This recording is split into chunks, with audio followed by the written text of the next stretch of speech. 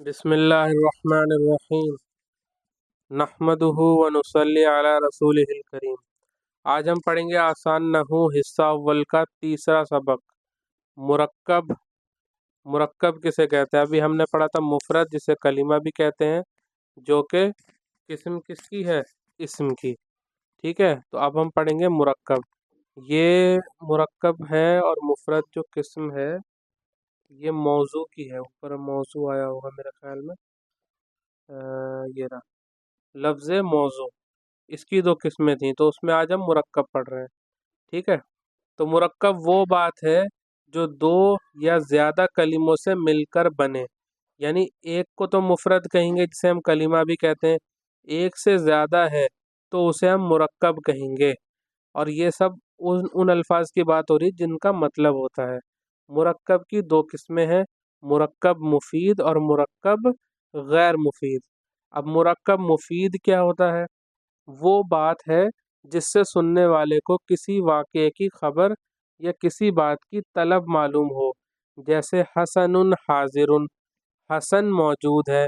کیا خبر ملی؟ کہ حسن جو شخص ہے وہ موجود ہے۔ یا پھر طلب معلوم ہو، جیسے ایتی بالماء، پانی لاؤ، تو پتہ چلا پانی کی طلب ہے تو یہ منگا رہا ہے، تو یہ ہو گئی طلب۔ ٹھیک ہے، ایتی بالماء، پانی لاؤ۔ پہلے جملے سے سامع کو حسن کے موجود ہونے کی اطلاع اور دوسرے جملے سے پانی کی خواہش معلوم ہوتی ہے۔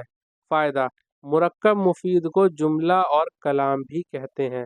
مرکب مفید کو جملہ اور کلام بھی کہتے ہیں۔ اب دیکھیے مرکب غیر مفید۔ مرکب غیر مفید وہ بات ہے جس سے سننے والے کو کوئی خبر یا طلب معلوم نہ ہو، جیسے قلم سعید، سعید کا پین۔ تو سعید کا پین، اگر کوئی شخص یوں کہے کہ سعید کا پین، تو سامنے والا سوال کرے گا کیا سعید کا پین کیا؟ یعنی وہ کچھ جاننا چاہتا ہے، خبر معلوم کرنا چاہتا ہے۔ تو یہ مرکب غیر مفید ہے جس میں ادھوری بات ہوتی ہے تو یہ ایک سے زیادہ لفظ، لیکن کیا ہے؟ یہ مرکب مفید نہیں ہے، غیر مفید، یعنی جملہ مکمل نہیں ہے، سینٹینس انکمپلیٹ ہے۔ جملہ دو طرح کا ہوتا ہے، جملہ خبریہ اور جملہ انشائیہ۔ اوپر ہم نے پڑھا تھا کہ مرکب مفید کو جملہ بھی اور کلام بھی کہتے ہیں، تو اسی جملے کی دو قسمیں ہیں، جملہ خبریہ اور جملہ انشائیہ۔ اب جملہ خبریہ کیا ہوتا ہے؟ وہ جملہ ہے جس کے بولنے والے کو سچا یا جھوٹا کہہ سکیں، اور یہ دو قسم پر ہے، جملہ اسمیہ اور جملہ فعلیہ۔ دیکھیے جملے کی بھی دو قسمیں ہیں، اور جملہ خود مرکب مفید کو جملہ کہتے ہیں، مرکب مفید کو جملہ کہتے ہیں، اور اس کی دو قسمیں ہیں، جملہ خبریہ اور جملہ انشائیہ۔ پھر جملہ خبریہ کی بھی دو قسمیں ہیں، جملہ اسمیہ اور جملہ فعلیہ۔ دیکھیں توجہ کہیں بھی آپ کی نہیں ہٹنی چاہیے، توجہ ہٹے گی تو آپ کو سبق بورنگ لگے گا، آپ جو ہے اکتا جائیں گے۔ تو توجہ کو برقرار رکھیں اور سنیں اور سمجھیں، نہ سمجھ آئے ویڈیو کو دوبارہ دیکھیں، لیکن سیریسنس دکھائیں اور توجہ دیں۔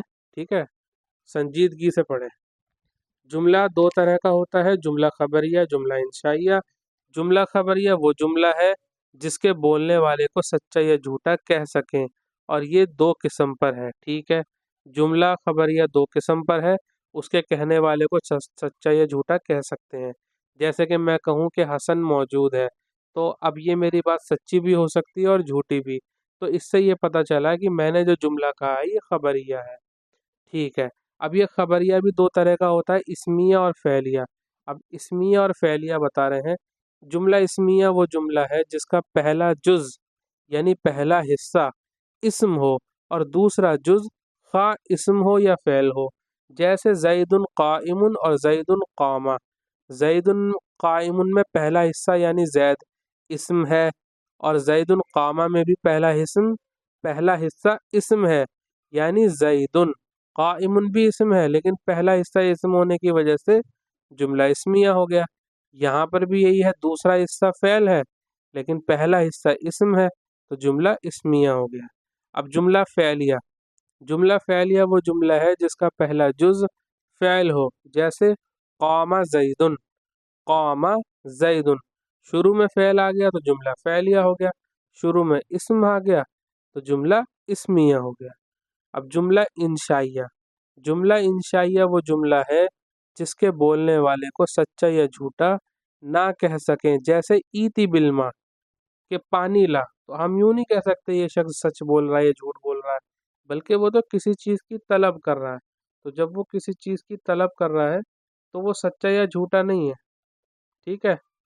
تو مرکب مفید ہم نے پڑھ لیا، اب غیر مفید پڑھتے ہیں۔ مرکب غیر مفید کی چند قسمیں ہیں، ان میں سے دو یہ ہیں، مرکب اضافی اور مرکب توصیفی۔